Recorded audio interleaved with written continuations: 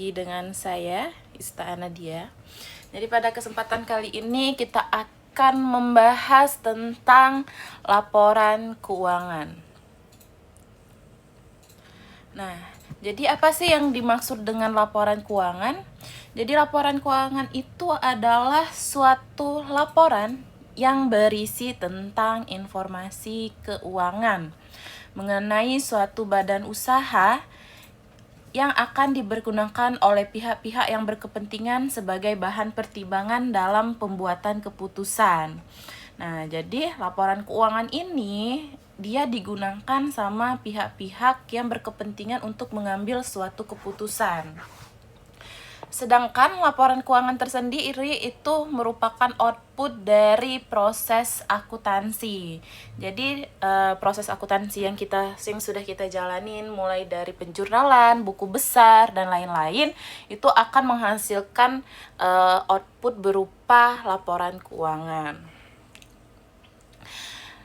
Laporan keuangan itu terdiri dari 5 macam. Yang pertama itu ada laporan posisi keuangan atau yang sering kita dengar sebagai neraca.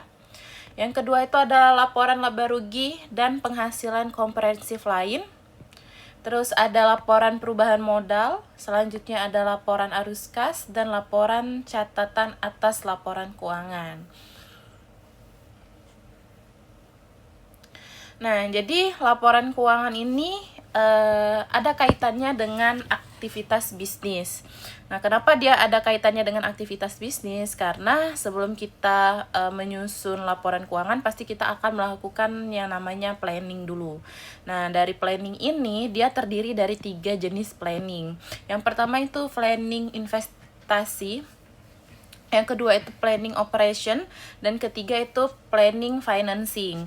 Nah, untuk planning investasi ini kita kan sama-sama tahu ya kalau misalkan dari segi aset itu terdiri dari 2, yaitu aset lancar dan aset tidak lancar.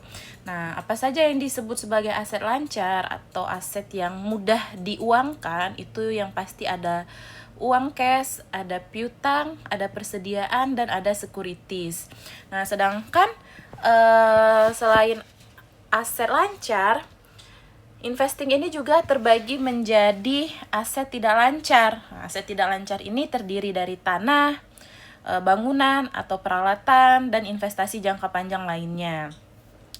Nah, investing ini tadi dia kan berbentuk jadi aset ya. Nah, aset ini nanti bakalan terinput ke dalam balance sheet. Nah, jadi aset itu tadi dia bakalan terinput ke balance sheet. Nah, selanjutnya itu ada planning operation. Nah, planning operation ini kayak kita nge-planning operasi aktivitas bisnis kita itu apa aja sih? Yalah, ada kita nge-planning penjualan kita berapa, nge-planning cost of goods sold-nya berapa atau HPP berapa, terus nge-planning berapa sih beban yang harus dikeluarkan, baik itu beban penjualan dan beban administrasi. Nah, nanti setelah ada planning operation tadi, dia muncul net income atau pendapatan bersih. Nah, pendapatan bersih ini nanti akan muncul di cash flow atau di pendapatan bersih aktivitas operasi. Jadi dia akan muncul di statement of cash flow. Nah, selanjutnya itu ada segi financing. Financing ini kalau dalam bahasa Indonesia itu pembiayaan ya teman-teman. Nah, jadi di pembiayaan ini dia sama kayak investing tadi, ada yang bersifat lancar dan bersifat tidak lancar. Kalau misalkan dia pembiayaan bersifat lancar, itu berarti hutang yang jangka waktunya tuh kurang dari 1 tahun. Kayak hutang dagang, hutang gaji, hutang pajak. Sedangkan kalau misalkan jangka panjang, dia hutangnya lebih dari 1 tahun. Contohnya hutang obligasi atau laba ditahan. Nah, financing ini nanti dia akan memiliki output sebagai liabilities dan equities.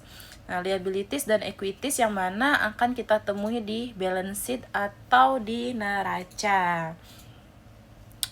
Nah, selanjutnya ini informasi tambahan ya teman-teman, selain laporan keuangan itu laporan apa saja sih yang menjadi informasi tambahan bagi pihak yang berkepentingan.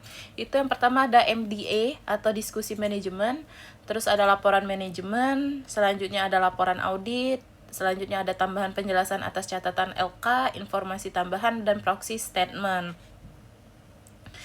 Nah, ini akuntansi keuangan dan manajemen. Nah, ini kan akuntansi ini dia terbagi menjadi dua, yaitu yang pertama akuntansi keuangan dan yang kedua itu ada namanya akuntansi manajemen.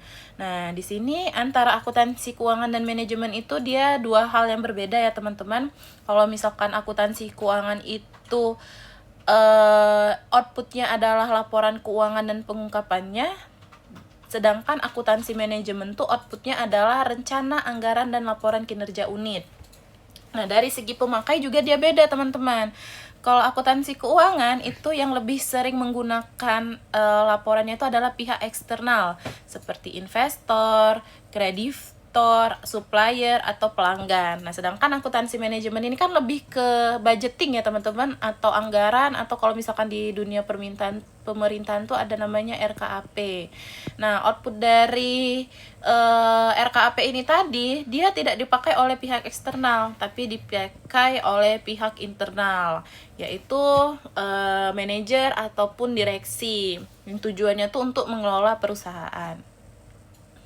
Nah, ini adalah proses penyediaan informasi. Jadi yang pertama tuh kita harus melakukan identifikasi stakeholder. Apakah stakeholder ini bersifat internal ataukah eksternal? Nah, internal di sini kembali saya jelaskan ya, itu termasuk pemilik, manajer, dan pegawai. Sedangkan eksternal yang dimaksud adalah pelanggan, kreditor, atau pemerintah. Nah, setelah kita mengidentifikasi kira-kira stakeholdernya ini siapa, ataukah internal atau eksternal, kita menganalisis terlebih dahulu kebutuhan informasi stakeholder. Jadi kebutuhan mereka tuh biasanya beda-beda.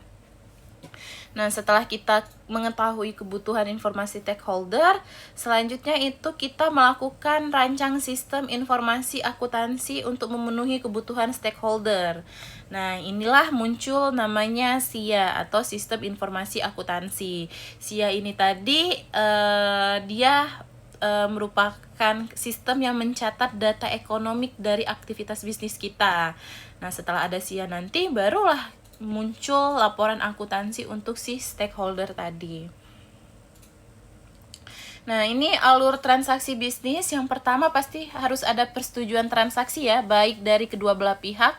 Jadi kalau misalkan salah satu pihak itu dianya belum ada persetujuan, maka belum bisa dikatakan sebagai transaksi bisnis. Nah, setelah adanya persetujuan, lanjut dia ke transaksi terjadian. Kemudian kita menyiapkan dokumen. Dokumen ini bisa bentuk invoice, SPK, dan lain-lain. Nah, yang mana atau bukti transaksi ya, atau bukti transaksi. Nah, yang mana nanti dokumen ini tadi akan dicatat di jurnal. Dicatat di jurnal, lanjut diposting ke buku besar, dan baru bisa kita menyiapkan laporan keuangan. Nah, jadi proses penyusunan laporan keuangan itu ya pasti dimulai dari persetujuan transaksi dulu.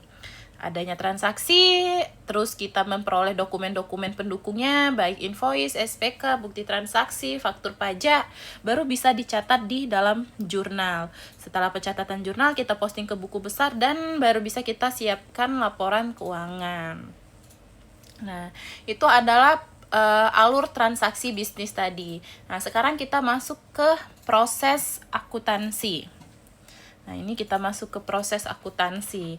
Jadi, setelah kita melakukan identifikasi dan pengukuran item yang dicatat, nah, langkah-langkah siklus akuntansi itu adalah yang pertama, kita melakukan penjurnalan. Setelah kita melakukan penjurnalan, jurnalnya kita posting ke buku besar.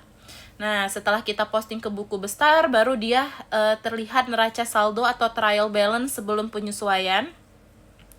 Selanjutnya tahap keempat kita buat AJP atau jurnal penyesuaian. Nah, biasanya AJP ini kita itu melakukan penyesuaian terhadap akun-akun yang akrual dan akun-akun penangguhan. Nah, setelah kita AJP, baru nanti akan muncul neraca saldo setelah penyesuaian. Nah, dari neraca saldo setelah penyesuaian inilah baru kita dapat membuat laporan keuangan. Setelah membuat laporan keuangan, jangan lupa kita membuat jurnal penutup akun nominal. Akun nominal ini adalah akun laba rugi ya teman-teman, akun laba rugi atau pendapatan atau beban. Nah, jadi kalau misalkan di next periode akun nominal ini, baik itu pendapatan atau beban, itu harus dinolkan. Makanya kita harus bikin jurnal penutup. Nah, selanjutnya membuat neraca saldo setelah penutupan, dan tahap terakhir adalah membuat jurnal pembalik. Tapi jurnal pembalik ini bersifat opsional. Nah, jadi sistem akuntansi itu terdiri dari 3 ya teman-teman. Yang pertama itu pasti ada COA atau akun-akun. Yang kedua itu COA tadi dicatat ke dalam jurnal dan diposting ke buku besar. Nah, jadi sistem akuntansinya tadi mencatat transaksi dan kejadian lain, mengklasifikasikan item, meringkas dampaknya, dan melaporkannya ke dalam laporan keuangan. Nah, selanjutnya kita bahas hubungan antar laporan keuangan. Jadi, laporan keuangan kalian itu pasti ada hubungannya antara satu laporan dengan laporan lainnya. Nah, contoh kita di slide ini itu adalah laporan laba rugi dengan laporan perubahan laba ditahan. Nah, jadi setelah kita mempunyai laporan laba rugi ya teman-teman, pasti di bawah sekali kita akan menemukan net income atau laba bersih kalau dia dalam posisi untung, atau kita akan menemukan rugi ya. Rugi kalau misalkan dia dalam posisi loss ya teman-teman.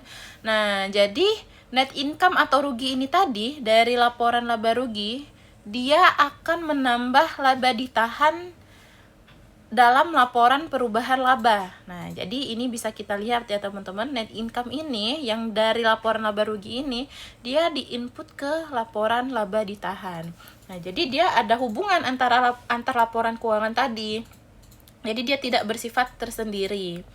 Nah, hubungan antar laporan keuangan selanjutnya itu antara neraca dengan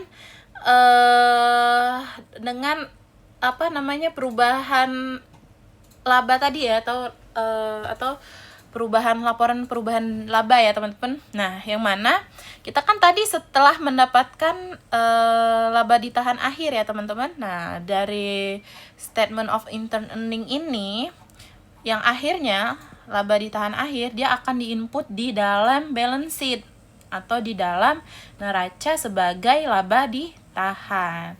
Nah, jadi setiap angka-angka yang ada di laporan laba rugi itu dia saling berhubungan antara satu sama lain. Nah, selanjutnya itu hubungan antara neraca dengan cash flow. Nah, ini juga dia ada hubungan ya teman-teman. Setelah kita mencari cash flow, kita pasti akan mendapatkan kas bersih akhir. Nah, kas bersih akhir ini nantinya akan diinput sebagai kas di neraca, di laporan neraca. Nah, jadi perubahan arus kas satu periode dalam laporan arus kas ditambahkan kas pada awal periode dalam neraca. Itu sama dengan kas akhir periode dalam neraca. Item dalam laporan arus kas mencerminkan perubahan neraca dalam 2 periode yang berurutan yang terbagi atas kegiatan operasi, investasi, dan pendanaan. Nah, jadi laporan arus kas itu dia terdiri dari 3 operasi ya teman-teman. Pertama, aktivitas operasi, aktivitas investasi, dan aktivitas pendanaan. Nah, laporan keuangan ini harus disusun berdasarkan prinsip akuntansi yang berlaku umum. Nah, prinsip-prinsip akuntansi ya banyak ya teman-teman. Ada yang sama-sama kita tahu ya, balance, matching concept, dan lain-lain. Yang kedua, untuk memastikan kesesuaian laporan keuangan dengan standar, auditor memeriksa laporan keuangan dan mengeluarkan opini. Selanjutnya itu ada laporan manajemen. Laporan keuangan tanggung jawab manajer. Manajemen bertanggung jawab atas proses penyiapan dan isi laporan keuangan. Perusahaan mengelola sistem pengendalian internal untuk menjaga pencatatan akuntansi yang akurat dan aset yang dimiliki perusahaan. Manajemen penanggung jawab keakuratan dan kewajaran laporan keuangan, menerapkan akuntansi yang mencerminkan aktivitas bisnisnya. Dalam akuntansi terdapat diskresi manajemen dan banyak melakukan lobby dalam penyesuaian standar. Nah, apa sih audit laporan keuangan, teman-teman? Jadi, baik dari pihak perbankan, pihak Bank Indonesia, Bapepam, dan regulator lah yang lain, itu menginginkan laporan audit. Nah, jadi yang kita kirimkan ke mereka itu adalah laporan audit ya, teman-teman. Nah, jadi auditor itu dia memberikan opini kewajaran laporan keuangan sesuai dengan standar akuntansi yang berlaku umum. Auditor tidak memberikan opini atas hasil kinerja perusahaan. Nah, jadi opini audit itu ada 4 ya teman-teman. Yang pertama ada unqualified opinion atau wajar tanpa pengecualian. Yang kedua itu qualified except for, pembatasan opini atau tidak sesuai standar untuk hal tertentu. Yang ketiga itu ada disclaimer, no opinion, dia tidak memberikan opini jika auditor tidak independen atau skop pemeriksaan dibatasi dengan sangat material. Yang keempat itu ada adverse atau tidak wajar, dia tidak sesuai dengan standar akuntansi dengan sangat material. Auditor juga harus dipastikan kualitas dan independensinya agar opini yang dihasilkan objektif dan tidak bias. Nah, untuk standar akuntansi tersendiri ya teman-teman, kenapa kita butuh yang namanya standar akuntansi di sini? Karena standar akuntansi itu merupakan suatu standar supaya laporan keuangan kita tuh seragam, teman-teman. Jadi metode yang digunakan itu sama dan laporan keuangan kita itu lebih relevan dan reliable. Selanjutnya, tujuan ada standar akuntansi itu untuk memudahkan penyusunan laporan keuangan karena ada pedoman baku sehingga meminimalkan bias dari penyusunan. Nah, selanjutnya itu memudahkan auditor dalam mengaudit dan memudahkan pembacaan laporan keuangan untuk menginterpretasikan dan membandingkan laporan keuangan dengan entitas yang berbeda. Nah, jadi kalau misalkan antara perusahaan A dan perusahaan B, mereka menganut standar akuntansi yang sama, nah itu mempermudah auditor untuk membandingkan laporan keuangan mereka. Nah, selanjutnya penggunaan laporan keuangan banyak pihak sehingga penyusunan tidak dapat menjelaskan kepada masing-masing pengguna. Nah, selanjutnya kita akan belajar tentang informasi perusahaan. Nah, jadi entitas ini harus menyajikan informasi yang relevan bagi pengguna untuk membantu dalam pengambilan keputusan. Nah, informasi yang relevan ini dapat berupa informasi keuangan dan informasi non-keuangan.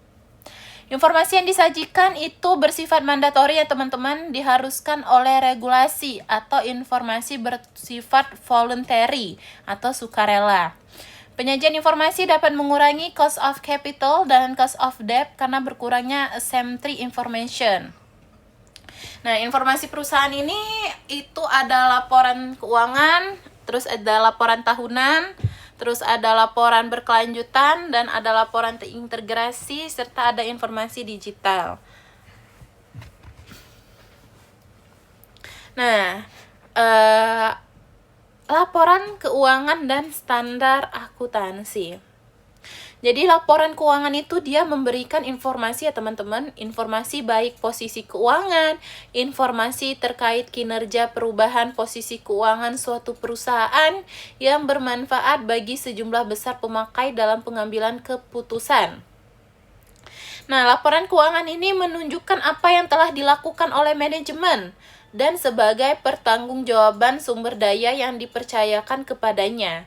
Nah, laporan keuangan ini disusun untuk memenuhi sebagian besar pemakai, baik investor dan kreditor. Selanjutnya, laporan keuangan ini harus disusun berdasarkan standar akuntansi keuangan atau SAK-IFRS, baik itu turunannya, ada SAK etap, terus ada SAK EP. Nah, untuk penerapan standar akuntansi keuangan untuk hal-hal yang bersifat material, pernyataan ini tidak wajib diterapkan untuk unsur-unsur yang tidak material. Nah, ini adalah 5 standar akuntansi yang ada di Indonesia. Jadi kan ada namanya SAK SAK IFRS. Nah, SAK IFRS ini dia ada turunannya. Jadi setiap jenis perusahaan itu ada SAK yang masing-masing.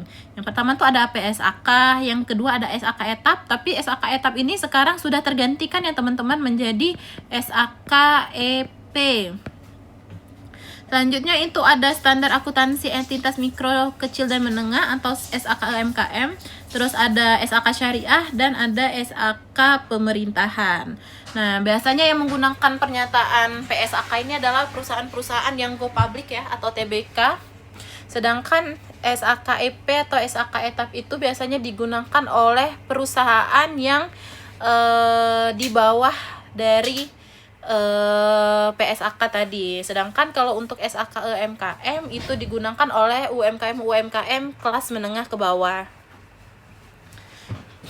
Nah, ini adalah karakteristik dari IFRS. Jadi IFRS itu dia menggunakan principle base. Nah, apa yang dimaksud dengan principle base itu? Jadi dia lebih menekankan pada interpretasi dan aplikasi atas standar sehingga harus berfokus pada spirit penerapan prinsip tersebut. Standar membutuhkan penilaian atas substansi transaksi dan evaluasi apakah presentasi akuntansi mencerminkan realitas ekonomi. Membutuhkan professional judgment pada penerapan standar akuntansi. Menggunakan fair value dalam penilaian. Jika tidak ada nilai pasar aktif, harus melakukan penilaian sendiri, perlu kompetensi atau menggunakan jasa penilai. Mengharuskan pengungkapan atau disclosure yang lebih banyak, baik kuantitatif maupun kualitatif. IFRS secara dinamis akan berubah mengikuti perkembangan lingkungan bisnis dan kebutuhan informasi pada pengguna. Nah, ini adalah sejarah standar akuntansi ya teman-teman. Dimulai dari pra-PAI di tahun 1973. Jadi baru diharmonisasi atau baru diadopsi oleh IAS mulai PSAK 1994. Nah, di tahun 2028, tepatnya di 8 Desember 2028, komitmen mendukung IFRS sebagai standar akuntansi keuangan global. Nah, barulah muncul konvergensi IFRS 2012-2014 dan melakukan muncul update IFRS 2017. Jadi dia mempertahankan gap 1 tahun dengan IFRS tadi. Nah, PSAK nih dia ada 3 jenis ya teman-teman. Jadi ada PSAK baru, ada juga PSAK revisi dan PSAK penyesuaian. Nah, ini adalah PSAK yang mengatur tentang pencatatan akuntansi. Jadi setiap nomor PSAK tuh ada babnya masing-masing. Nah, ini adalah PSAK di tahun 2016, sedangkan ini PSAK di tahun 2017. Nah, ini adalah PSAK yang efektif di tahun 2018 sampai dengan tahun 2020. Nah, ini bisa kalian baca sendiri ya teman-teman. Nah, selanjutnya kita baru masuk ke kerangka konseptual. Kerangka konseptual ini dia disahkan pada tanggal 28 September 2012. Perubahan yang dilakukan itu tentang bab 1, tujuan pelaporan keuangan yang bertujuan umum, bab 2 tentang entitas pelapor, dan bab 3 tentang karakteristik kualitatif informasi keuangan yang berguna, dan bab 4 DPPLK 1994 tentang pengaturan yang tersisa. Nah, ini adalah kerangka konseptualnya teman-teman ya. Nah, jadi kerangka konseptual itu merupakan konsep yang mendasari penyusunan dan penyajian laporan keuangan untuk pengguna eksternal. Tujuan kerangka konseptual adalah untuk membantu, yang pertama, dia membantu Dewan Standar Akuntansi Keuangan dalam pengembangan standar akuntansi keuangan baru dan dalam melakukan tinjauan atau SAK yang ada. Selanjutnya, DSAK IAI dalam mempromosikan harmoni peraturan, standar akuntansi, dan prosedur yang terkait dengan penyajian laporan keuangan dengan menyediakan dasar untuk mengurangi jumlah alternatif perlakuan akuntansi yang diizinkan oleh SAK. SAK IAI adalah pengembangan standar lokal, penyusunan laporan keuangan dalam penerapan SAK, dan yang berkenaan dengan hal-hal yang belum diatur dalam PSAK. Auditor dalam memberikan opini mengenai apakah laporan keuangan telah sesuai dengan SAK, penggunaan laporan keuangan dalam interpretasikan informasi dalam laporan keuangan yang disusun sesuai dengan SAK untuk menyediakan informasi kepada pihak yang tertarik dengan pekerjaan SAK IAI tentang pendekatannya dalam penyusunan SAK. Nah, jadi kerangka konseptual itu bukan PSAK ya teman-teman, sehingga tidak dapat mendefinisikan standar untuk pengukuran atau isu pengungkapan tertentu. Nah, kerangka konseptual ini dia tidak menggului si PSAK tadi ya teman-teman. Nah, jadi Dewan Standar Akuntansi IAI dia mengakui bahwa dalam kasus jarang terjadi mungkin terdapat konflik antara kerangka konseptual dan si PSAK tadi. Nah, tapi jika dia terdapat konflik, maka persyaratan yang ada dalam PSAK dia mengungguli persyaratan yang ada dalam kerangka konseptual. Nah, DSAK IAI dipandu oleh kerangka konseptual dalam pengembangan SAK baru dan dalam melakukan peninjauan SAK yang ada, maka konflik kerangka konseptual dan SAK akan terselesaikan. Nah, berhubung kita pada materi ini ada 64 slide ya teman-teman, dan ini baru di slide ke-31, maka videonya akan dibagi menjadi 2 part. Nah, untuk video yang part 1 sampai di sini dulu ya teman-teman, dan kita akan ketemu lagi